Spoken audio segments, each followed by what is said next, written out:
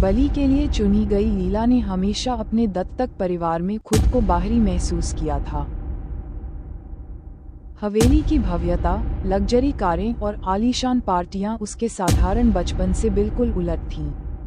उसके दत्तक माता-पिता, हैरिंगटन दंपति, दयालु तो थे, लेकिन भावनात्मक रूप से दूर रहते थे, अक्सर अपने व्यापारिक साम्राज्य में व्यस्त रहते। लीला को बहुत छोटी उम्र में गोद लिया गया था और उसने उनसे प्यार करना सीख लिया था। लेकिन उसके दिल के किसी कोने में हमेशा यह एहसास रहा कि कुछ तो गड़बड़ है। जैसे जैसे उसका 18वां जन्मदिन नज़दीक आ रहा था, लीला अंदर से बेचैन होती जा रही थी। वह दिन में हवेली के कोनों में भटकती, छिपी जगहों को खोजती और रातें प्राचीन रीतियों और काले लोककथाओं की किताबों में खो जाती। जितना ज्यादा वह पढ़ती, उतना ही किसी अनजाने जुड़ाव को महसूस करती, जिसे वह समझ नहीं पा रही थी। एक रात, जब वह नींद में नहीं थी, चांदनी उसकी खिड़की से अंदर आ रही थी और कमरे में अजीब साए बना रही थी। वह सीढ़ियां उतरते हुए नीचे आए, जहां से स्टडी रूम से धीमी आवाजें आ रही थीं। जिज्ञासा से भरी, वह धीरे धीरे दरवाजे के पास पहुंची और कान लगा दिए। आज रात बेहद अहम है, उसके पिता की आवाज गूंजी, जिसमें घबराहट साफ झलक रही थी।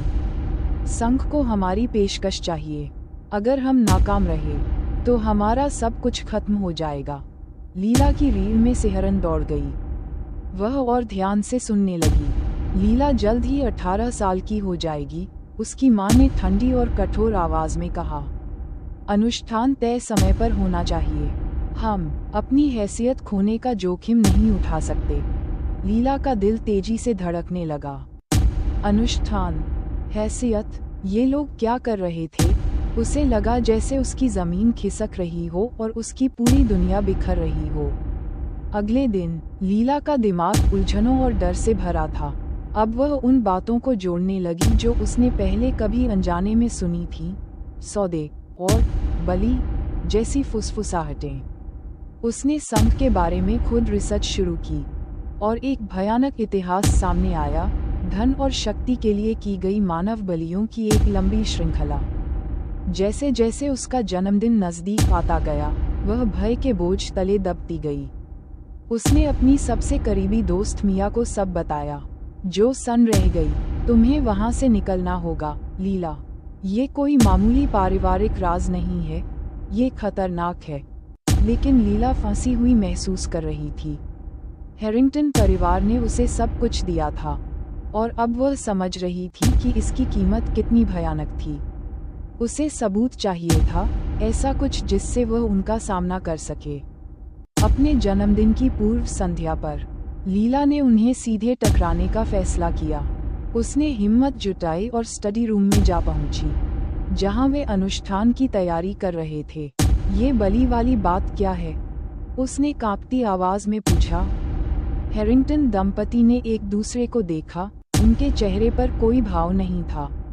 लीला, तुम नहीं समझ रही हो, उसके पिता ने कहा, लेकिन लीला ने उन्हें बीच में रोक दिया। नहीं, आप नहीं समझ रहे हैं। मैं इस खेल का हिस्सा नहीं बनूंगी। मैं आपकी बलि नहीं बनूंगी। उसकी माँ आगे आए। आंखों में पछतावा और दृढ़ता दोनों का मिश्रण था।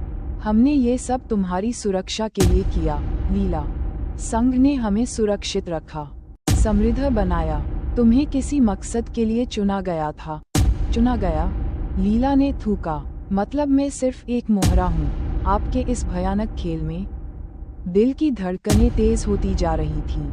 लीला वहां से भागी। वह घर के पिछले दरवाजे से बाहर निकल गई, अपना फोन और कुछ जरूरी सामान लेकर अंधेरी रात में गायब हो गई।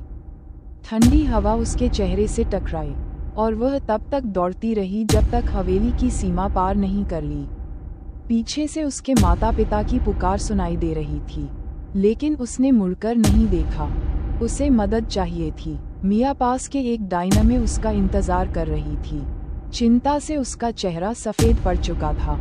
मुझे डर था कि तुम नहीं आओगी, उसने लीला को गले लगाते हुए कहा।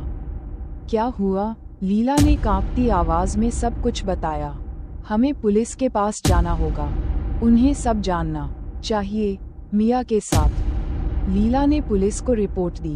पुलिस ने उसकी बात को गंभीरता से लिया और हैरिंगटन परिवार और उनके संघ की जांच शुरू कर दी। जब सच सामने आया तो पता चला कि यह गुप्त संघ दशकों से सक्रिय था, धन और ताकत के लिए मानव बलियों का उपयोग करता आ रहा था।